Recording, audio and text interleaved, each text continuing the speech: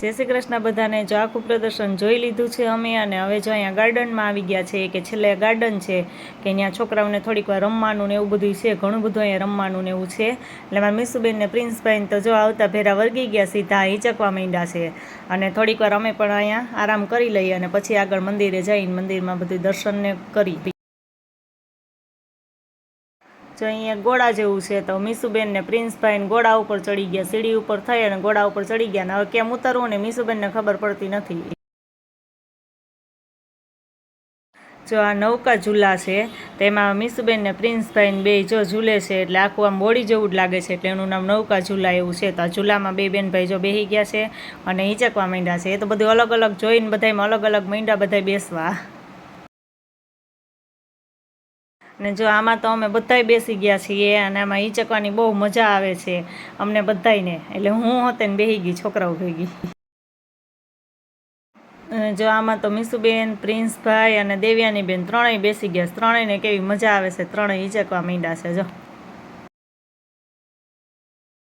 ત્યાર પછી જો ગોળ ગોળ રિંગ જેવું છે કે એમાં જો આ સીડી જેવું ચડી અને પછી આ રિંગમાંથી આપણે બહાર નીકળવાનું છે. તો મીસુને તો ના પાડીને કે તું પડી જઈશ, તો એને ધરાર ભાઈ કરે એમ કરવું જ હોય.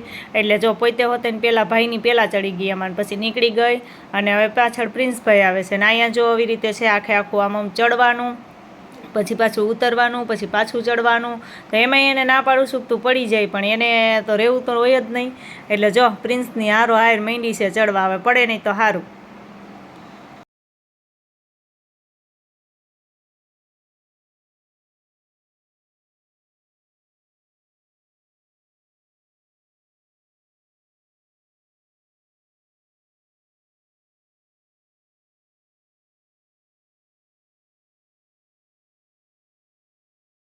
ને જો આ રિંગ જેવું છે ને, તેમાં પ્રિન્સ ઉપર ચડ્યો ને તમારા બેને પાછળ પાછળ ચડી તો ગયા.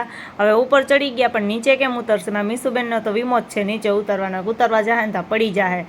હવે જોઈએ બે ઉતરે કે શું કરે છે.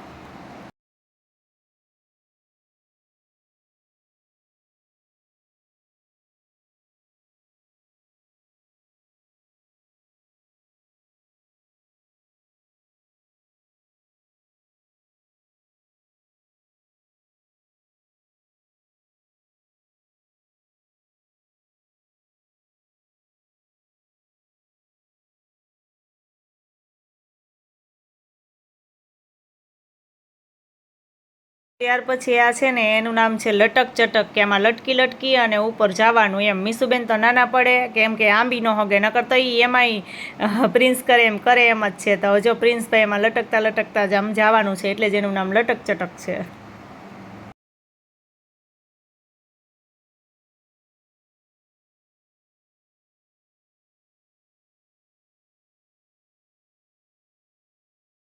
તો થોડીક વાર છોકરાઓએ ગાર્ડનમાં રમી લીધું અને પછી હવે જો અમે અહીંયા મંદિર તરફ આવી ગયા છીએ. તો અહીં જો મંદિરમાં એન્ટર થઈ ગયા છીએ અને અહીં સરસ મજાની સાંજનું ટાણું થઈ ગયું છે, 7 જેવું વાગી ગયું છે, એટલે એને આરતીનું ટાણું પણ છે. એટલે મંદિરમાં જો સરસ મજાની લાઇટિંગ થઈ ગઈ છે અને આ મંદિરનો પાછળનો ભાગ છે ને અહીં સરસ મજાનું બધે જો લાઇટિંગથી ડેકોરેશન કરેલું છે. તો ત્યાંથી આગળ જો આ મંદિર તરફ જાય છે ને, ત્યાં સરસ મજાનું ગાર્ડનમાં જો સરસ મજાની બધી રાધે કૃષ્ણની એવી મૂર્તિ રાખેલી છે, મોર છે, અને એ બધામાં સરસ મજાનું લાઇટિંગ કરેલું છે અને એકદમ સરસ મજાનું ડેકોરેશન કરેલું છે.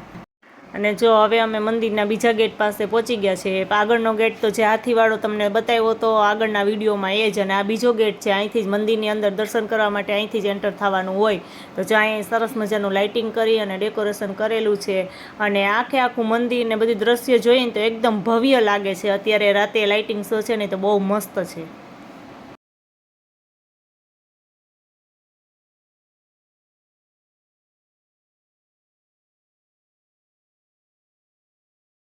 તો જો હવે અમે ગેટની અંદર આવી ગયા છે અને આ બધું અંદરનું દ્રશ્ય છે. અને અહીં જો સામે મંદિર દેખાય છે ને અહીં અમે મંદિરે પહોંચી ગયા છે. અને ઉપર જઈએ અને હમણાં ફટાફટ દર્શન કરી લઈએ, કેમ કે આરતી ચાલુ થઈ ગઈ છે. તો આરતીનો પણ આપણે લાભ લઈ લઈએ.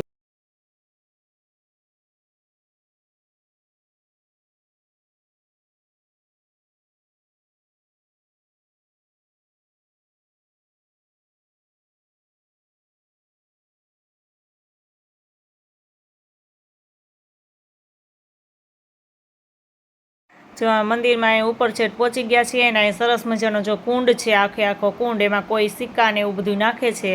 અને આ મંદિરની આગળ જ છે આખો આ કુંડ. અને અહીંયા સાઈડમાં બધે જો પાણી આપેલું છે કે આ મંદિર છે ને એની ફરતે બધે પાણી જ છે ને પાણીની વચ્ચોવચ્ચ છે ને આ મંદિર છે. એટલે જ આ મંદિરનો બહુ મસ્ત દેખાવ આવે છે ને એકદમ ભવ્ય લાગે છે.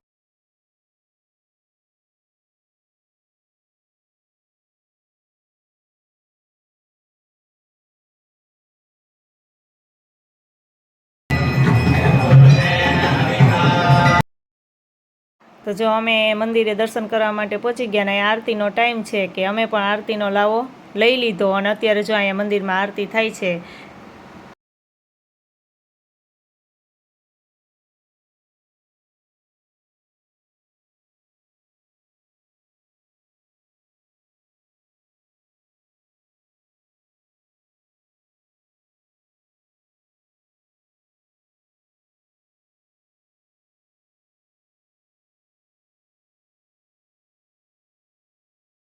જ્યાં મંદિરની ફરતે બધે પાણી જ છે અને એને પ્રદક્ષિણા કરવી હોય તો સાઈડમાં રસ્તો છે, ત્યાંથી જ આપણે પ્રદક્ષિણા કરવાની. તો હવે અમે ફટાફટ આખા મંદિરની પ્રદક્ષિણા કરી લઈએ.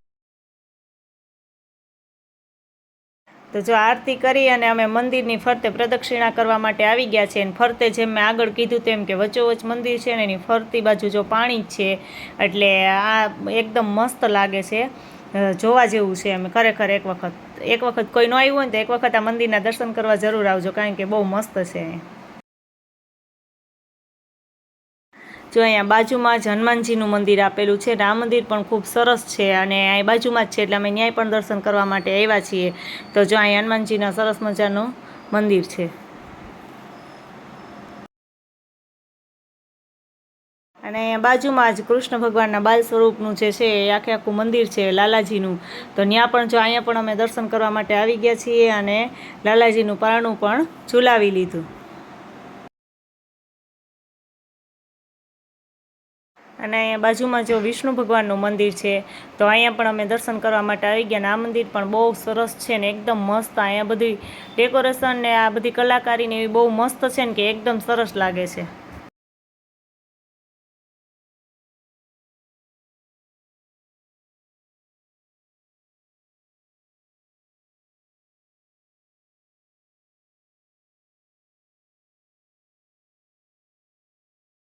જો મંદિરે દર્શન કરી અને હવે અમે અહીંયા જમવા માટે જઈશ, કેમ કે અહીં ભોજનની પણ વ્યવસ્થા છે. તો અમે જમી લઈએ ને જમી અને પછી ઘરે જઈએ અને આવતીકાલે મળીએ ફરી નવા વિડીયો સાથે.